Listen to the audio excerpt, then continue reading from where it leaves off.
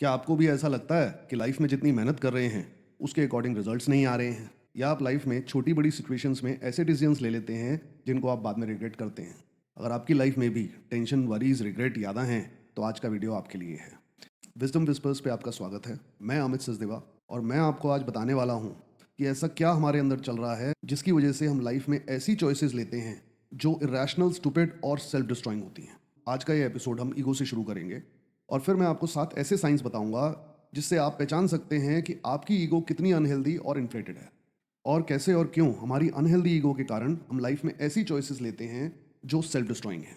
और लास्ट में आपको वो मेथड बताऊंगा और उसको कैसे यूज़ करना है कि कैसे आप अपनी इन्फ्लेटेड ईगो को ऐसी पावर में शिफ्ट कर सकते हो जो आपकी पर्सनल और प्रोफेशनल लाइफ में अनलिमिटेड ग्रोथ देगी।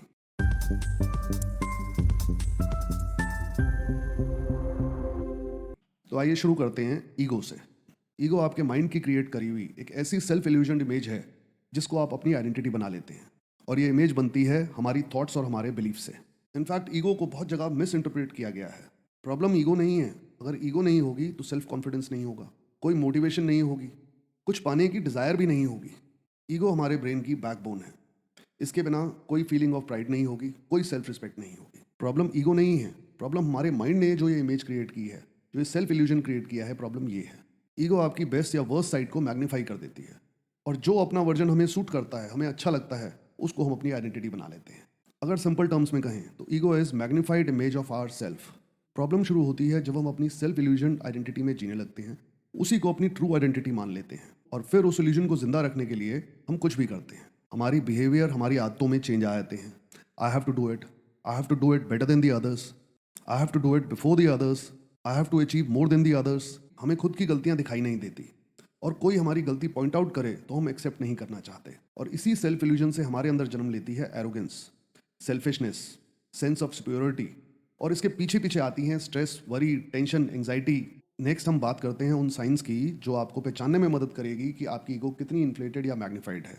आप अप्रूवल और एप्रिसिएशन के लिए क्रेव करते हैं। ऑलमोस्ट हम सभी सोशल मीडिया पर अपने डेली एक्टिविटीज़, अपनी अचीवमेंट, अपने एक्सपीरियंसेस शेयर करते हैं और एक्सपेक्ट करते हैं लोग उसको लाइक करें, कमेंट करें, क्योंकि हमें अपनी सेल्फ वर्थ जानने के लिए लोगों से वैलिडेशन चाहिए। जब तक लोग अप्रूव या अप्रिशिएट नहीं करते तब तक ये फीलिंग ही नहीं आती कि आई एम राइट। आपके फ्रेंड्स या आपकी फैमिली आपको करेक्ट करती है या आपको एडवाइस करती है आपकी पर्सनल या प्रोफेशनल लाइफ के बारे में, तो क्या आप इजीली एक्सेप्ट कर लेते हैं या फिर आर्ग्यू करते हैं? जब कोई आपकी गलती बताता है तो क्या आप उल्टा उनकी गलतियां बताने लगते हैं? अगर आपको लगता है कि आप दूसरों से ज़्यादा डिजर्व करते हैं और आपको स्पेशल ट्रीटमेंट ना मिलने पर अच्छा नहीं लगता या गुस्सा आता है, तो ये एक इन्फ्लेटेड ईगो का साइन है।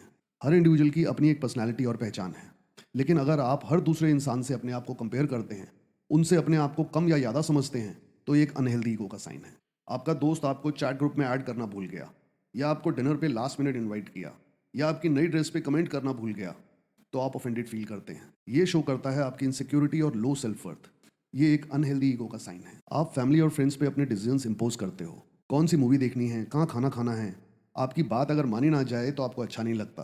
आप हर आर्ग्यूमेंट में अपनी पकड़ बना के रखना चाहते हैं। अपनी पर्सनल और प्रोफेशनल लाइफ में हम सब गलतियां करते हैं, पर क्या उसको एडमिट करने में आपको प्रॉब्लम होती है, या सॉरी बोलने की बजाय आप सिचुएशन को अवॉइड कर देते हैं?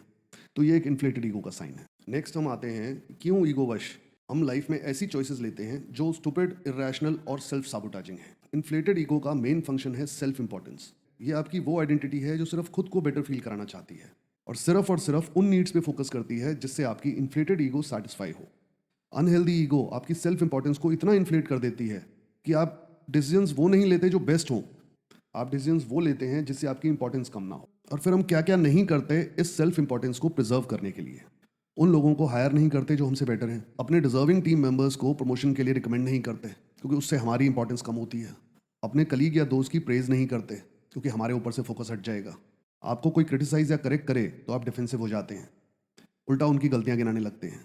हर जगह पर आप सिर्फ अपनी अकम्पलिशमेंट्स और अचीवमेंट्स की बात करना चाहते हैं। हम झूठ बोलकर सिचुएशंस को अवॉइड करते हैं। बेसिकली अपने अराउंड एक ऐसी दीवार बना लेते हैं जो हमें जॉय, फुलफिलमेंट और ट्रू हैप्पीनेस की तरफ जाने ही नहीं देती। हम अपने पोटेंशियल को पूरी तरह से यूज ही नहीं कर पाते। अब जो ये सेल्फ इल्यूजन आइडेंटिटी क्रिएट करी है, इससे बाहर कैसे आ सकते हैं? एक फेमस पर्शियन पोएट रूमी ने कहा है, yesterday I was clever so I was changing the world, today I am wise so I am changing my self. मैं आपको 2 स्टेप मेथड बताने वाला हूँ।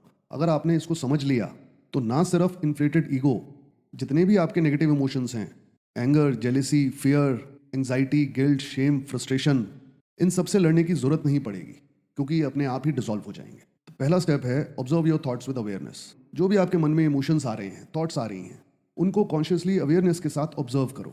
आप अपने इमोशंस को कंट्रोल नहीं कर सकते, वो एक नेचुरल प्रोसेस है, लेकिन अगर आप अवेयर हो तो कॉन्शियसली एक्ट कर सकते हो। और दूसरा स्टेप है, आपकी थॉट्स और बिलीफ आपकी आइडेंटिटी नहीं है।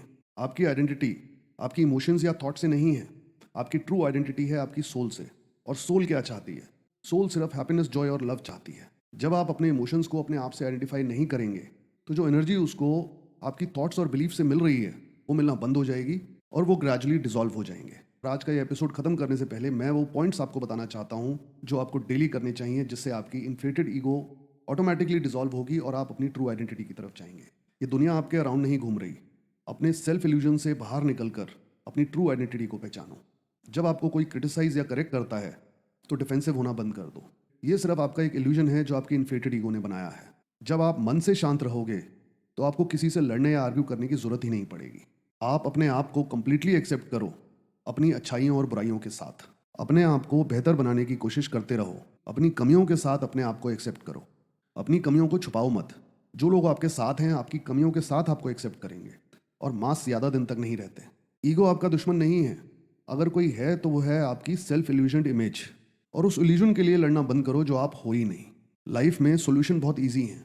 प्रॉब्लम ये है कि हम उन पर एक्ट ही नहीं करना चाहते। अगर आपको लगता है कि लाइफ में इन सिचुएशन से आप बाहर निकलना चाहते हो तो मेरा लास्ट वीडियो जो मैंने हैप्पीनेस पर काफ़ी डिटेल में बनाया है उसको देखना मत भूलिएगा। आज के लिए इतना ही।